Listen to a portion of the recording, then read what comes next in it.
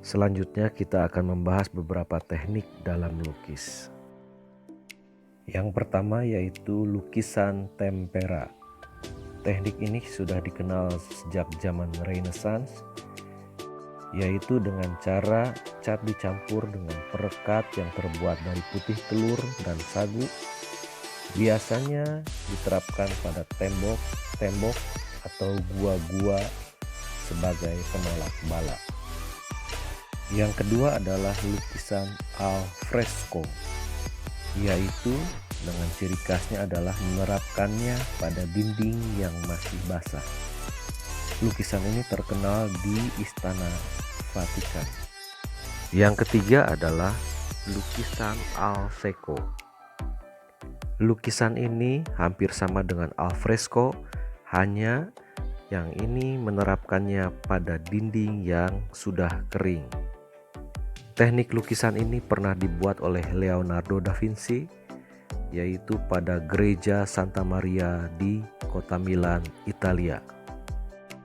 Yang keempat adalah mozaik, yaitu teknik dengan menempelkan pecahan kaca berwarna-warni pada dinding sehingga membentuk objek tertentu.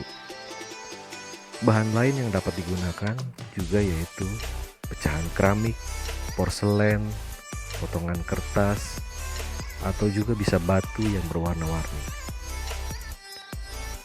Mozaik yang memakai potongan-potongan kayu sebagai bahan lukisannya disebut juga intarsia.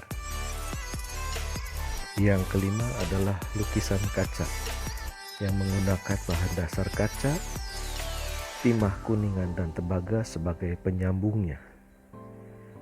Lukisan kaca ini pertama kali dikembangkan pada zaman Gotik dan mencapai kegemilangan yaitu pada zaman Renaissance.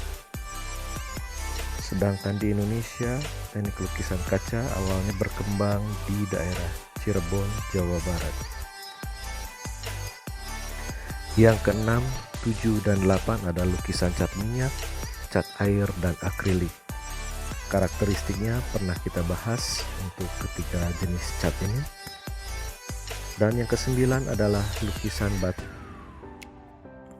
Tekniknya hampir sama dengan cara membatik, yaitu menutupi permukaan kain dengan lilin atau malam batik. Demikian beberapa jenis lukisan yang ada dan berkembang sampai saat ini. Selanjutnya adalah proses dan langkah dalam melukis. Yang pertama adalah memunculkan gagasan, yaitu dapat ditempuh dengan cara mengembangkan imajinasi kita atau melihat objek secara langsung, mencari referensi lewat buku, majalah, internet. Dan yang kedua adalah menyiapkan media, alat, dan bahan dalam berkarya. Yang ketiga, kita menentukan tekniknya yang dapat digunakan dalam melukis. Dan selanjutnya yang keempat, membuat sketsa sebagai gambar awal yang akan dijadikan menjadi dasar sebagai lukisan. Dan tahap yang terakhir adalah mewarnai dan menyempurnakan lukisan, yaitu kita menentukan arah sinarnya, gelap terangnya, shadingnya, teksturnya. Itulah langkah-langkah dan proses dalam melukis.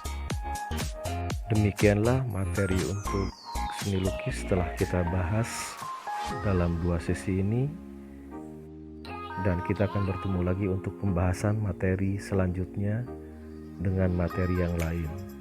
Terima kasih, Tuhan memberkati.